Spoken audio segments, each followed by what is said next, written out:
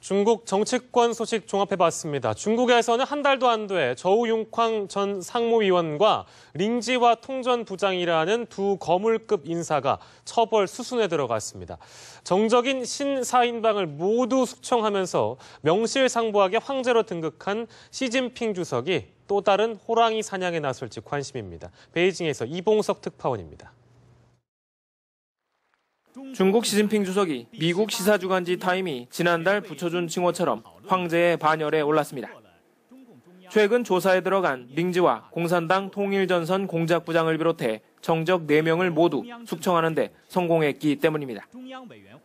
링지화는 저우융쾅 전 상무위원과 보시라이 전 충칭시 당서기, 쉬차이허우 전 중앙군사위 부주석 등과 함께 시 주석의 집권을 방해한 것으로 알려졌습니다. 버락 오바마 미 대통령도 시 주석을 덩샤오핑 이후 가장 강력한 지도자라고 평가했습니다. He has consolidated power faster and more comprehensively than probably anybody since Deng Xiaoping.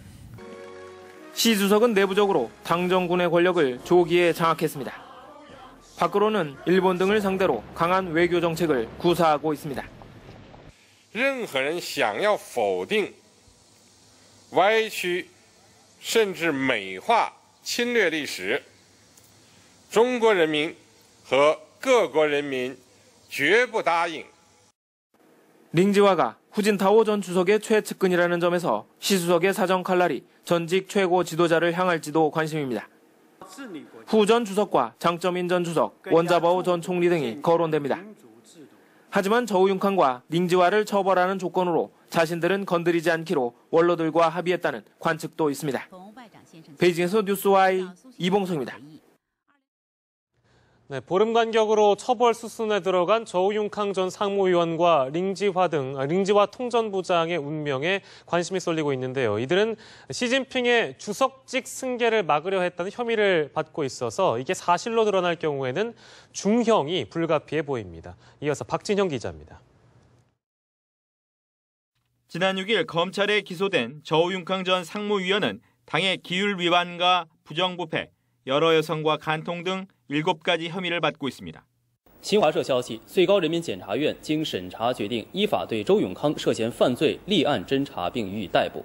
案件侦查工作正在依法进行中。 이 가운데 기타 범죄 단서는 바로 시진핑 주석의 집권을 방해한 혐의가 아니겠느냐는 관측이 무성합니다. 쿠데타 기도설이 사실로 드러나고 기밀 누설죄까지 적용되면 최고 사형까지 가능합니다. 최고 지도부인 상무위원 출신은 사형에 처해지지 않는다는 불문율이 깨질 수 있습니다.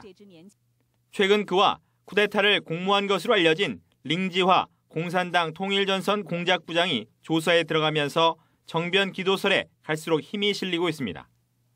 중화권 매체들은 링지화의 혐의가 부정부패와 정변기도, 국가기밀 누설 등이라고 보도했습니다.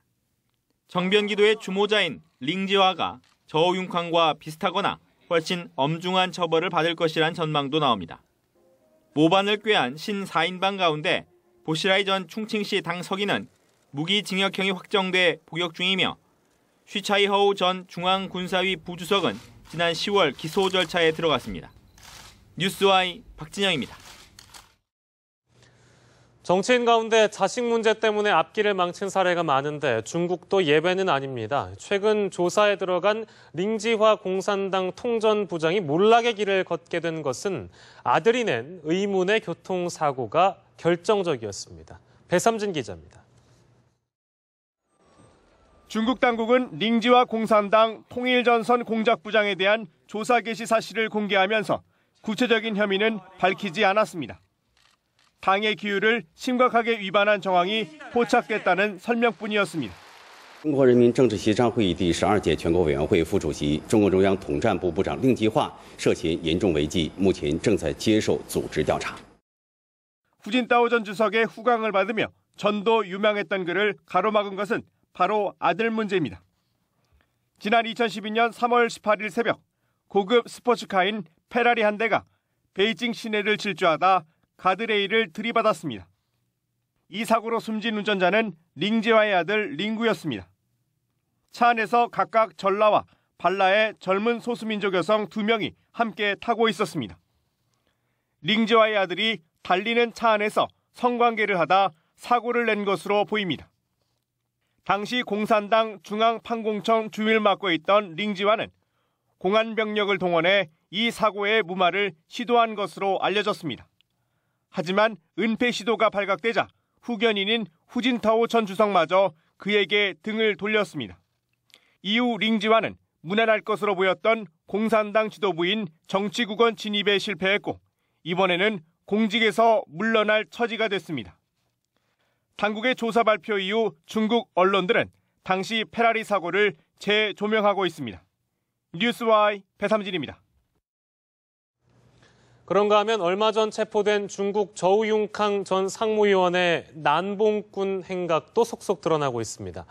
수백 명의 여성과 불륜을 저질렀다는 보도도 있습니다. 이어서 전명훈 기자입니다.